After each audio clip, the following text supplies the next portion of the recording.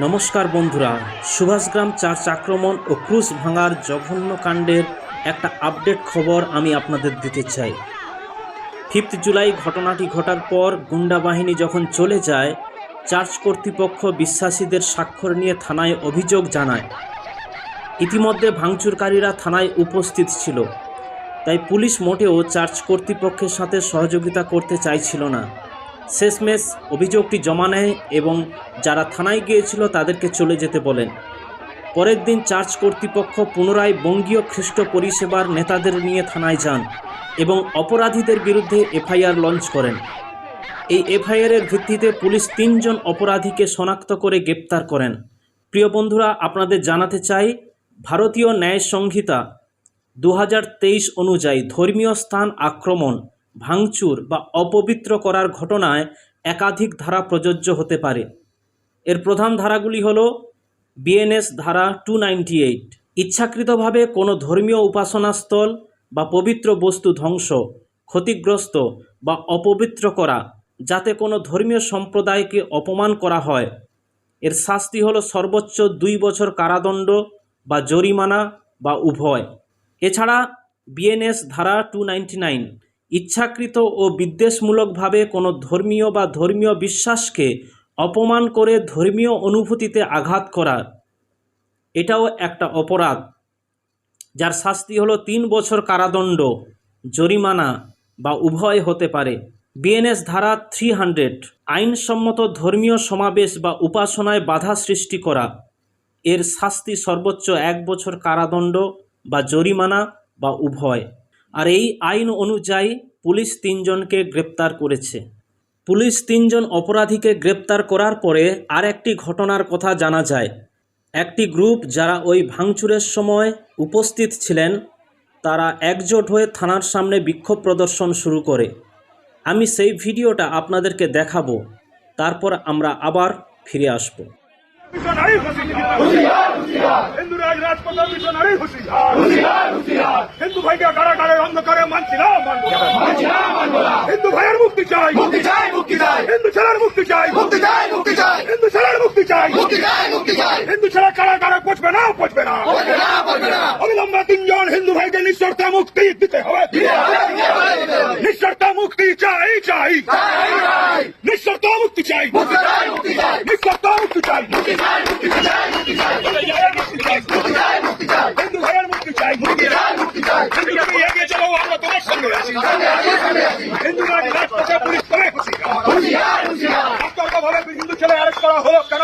চিরঞ্জিত ঘোষ জবাব দাও। একতরফা হিন্দু ছেলে অ্যারেস্ট হলো কেন? পুলিশ করে জবাব দাও। সবাই জানাই ঠিক হিন্দু রাজ রাজপথে মিশনারি হুঁশিয়ার, হিন্দু রাজ রাজপথে জেহাদিরা হুঁশিয়ার।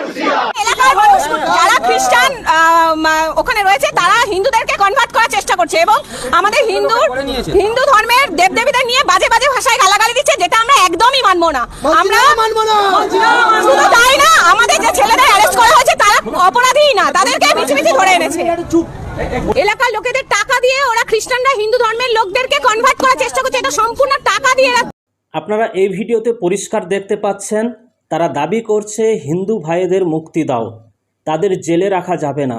কোনো ধর্মীয় বিশ্বাসকে অবমাননা করা, কোনো ধর্মীয় স্থানে ভাঙচুর চালানো, এটা অপরাধ। আমরা এখানে দেখতে পাচ্ছি ইনারা থানার সামনে বিক্ষোভ জারি করেছে। তাদের দাবি এই হিন্দু ভাইদেরকে জেলে রাখা যাবে না। না মানে হিন্দুরা অপরাধ করলে তাদের ছেড়ে দিতে হবে? হিন্দু বলে তারা আইনের আওতায় আসবে না? অপরাধীই হয়। অপরাধীর ধর্ম দেখে বিচার হয় না। পুলিশ যদি চাপে পড়ে এই সমস্ত অপরাধীদের ছেড়ে দেয়, তাহলে ভারতের ন্যায় ব্যবস্থা কোথায় গিয়ে দাঁড়াবে? আইনের ঊর্ধ্বে কেউ নেই। অপরাধ করলে তাকে শাস্তি পেতে হবে। কেউ যদি ধর্মীয় স্থানের ক্ষতি করে, অবমাননা করে, ধর্মীয় বিশ্বাসকে আঘাত করে, তবে সেটা দণ্ডনীয় অপরাধ, সে যেই ধর্মের হোক না কেন। এখন পুলিশ যদি এই সমস্ত অপরাধী গুন্ডাদের ছেড়ে দেয় কোনো শাস্তি ছাড়াই, তবে চিন্তা করুন আগামী দিনে তারা আরও কতটা প্রচণ্ড হয়ে উঠতে পারে। তারা এক প্রকারে লাইসেন্স পেয়ে যাবে আরও অপরাধ করার জন্য। দ্বিতীয়, এনারা দাবি করছে হিন্দু এলাকায় খ্রিস্টানদের থাকা যাবে না। ভারত হলো সকলের দেশ, আমরা এই দেশে জন্মেছি, আর একজন নাগরিক হওয়ার অধিকার হলো আমরা দেশের যে কোনো জায়গায় গিয়ে বসবাস করতে পারি। ধর্মীয় বিশ্বাস হলো সকলের সাংবিধানিক মৌলিক অধিকার। সকল ধর্মের লোকেদের নিজ নিজ ধর্ম পালন, উপাসনা, রীতিনীতি পালনের অধিকার আছে। কেউ জোর করে নিজের বিশ্বাস অন্যের উপর চাপিয়ে দিতে পারে না। হিন্দু এলাকায় যদি হিন্দু ছাড়া খ্রিস্টানরা থাকতে পারবে না, তবে মুসলিমরা কি করে আছে? খ্রিস্টান মেজরিটি দেশ আমেরিকায় 33 লাখ হিন্দু কি করে বসবাস করছে? তারা তো শান্তিতে আছে। গায়ের জোর দেখিয়ে অনেক কিছু করা যায়। যদি সত্যি আপনারা ঈশ্বর ভক্ত হন, তবে আপনার ধর্মের অপমান করবেন না। তৃতীয়ত, হিন্দুদের নাকি জোর করে টাকা দিয়ে খ্রিস্টান বানানো হচ্ছে। তাই যদি সত্যি হয়, তবে 5 তারিখের এই ভিডিওতে আপনারা দেখুন কি করে এই সমস্ত বিশ্বাসীরা বিরোধ করার জন্য এগিয়ে আসছে। তারা যদি স্বেচ্ছায় খ্রিস্ট ধর্ম গ্রহণ না করত, তাহলে তারা আপনাদের আটকাতে আসতো না। তারা ভয় পেয়ে সাইড হয়ে যেত। আর যদি কাউকে প্রলোভন বা টাকা বা অন্য কিছুর লোভ দিয়ে জোর করে ধর্মান্তরিত করা হচ্ছে, তার উপযুক্ত প্রমাণ দিয়ে যারা করছে তাদের বিরুদ্ধে পুলিশ কারবাই করুক। আমরা জোর করে লোভ দিয়ে কাউকে চার্চে নিয়ে আসি না। আমরা মানুষকে যিশুর ভালোবাসা, ক্ষমা এবং মুক্তির কথা বলি। যারা ভালোবাসা খুঁজছে, যারা তাদের পাপের ক্ষমা পেতে চায়, যারা জীবনে শান্তি চায়, মৃত্যুর পর পুনর্জন্মের বাঁধন থেকে মুক্তি চায়, তারা যিশুর কাছে আসে।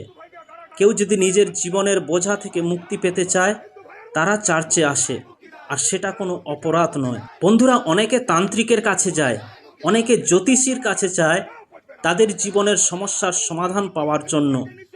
সেটা তো কোনো অপরাধ নয়। তাহলে যিশুর কাছে আসা কেন অপরাধ? ডাক্তার যদি সব কিছু করতে পারে, তবে কেন তারা তান্ত্রিক বা জ্যোতিষীর কাছে যান? আর সেগুলো যদি বৈধ হয়, তবে প্রার্থনায় যাওয়া কেন অবৈধ?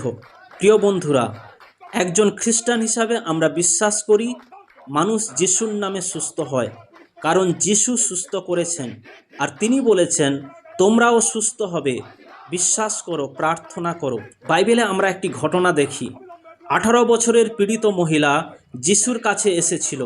যখন সব কিছু সে ডাক্তারদের পেছনে খরচ করে দিল, কিছুই তার থাকলো না, কোনো সমাধান পেল না, তখন সে যিশুর কাছে এসেছিল। যিশু তাকে দয়ার হাত বাড়িয়ে দিয়ে তাকে সুস্থ করেছিলেন। মানুষ যিশুর কাছে আসে কারণ তাদের জীবনের সমাধান দরকার, তাদের মনে শান্তি দরকার, জীবন পরিবর্তন দরকার, তাই তারা আসে। আপনি তাদের আটকাতে পারবেন না। যে যার ধর্ম ভক্তির সাথে তারা পালন করুক, আমাদের কোনো সমস্যা নেই। প্রেম, ক্ষমা, শান্তি, মুক্তি পেতে গেলে আপনি যিশুর কাছে আসতে পারেন। যিশুর দরজা সকলের জন্য খোলা আছে। আমাদের কাছে টাকা, সোনা বা চাকরি নেই। কেবলমাত্র আমরা একজনকেই দিতে পারি, তিনি যিশু খ্রিস্ট। আমাদের কাছে আপনাকে দেওয়ার মতো আর কিছুই নেই।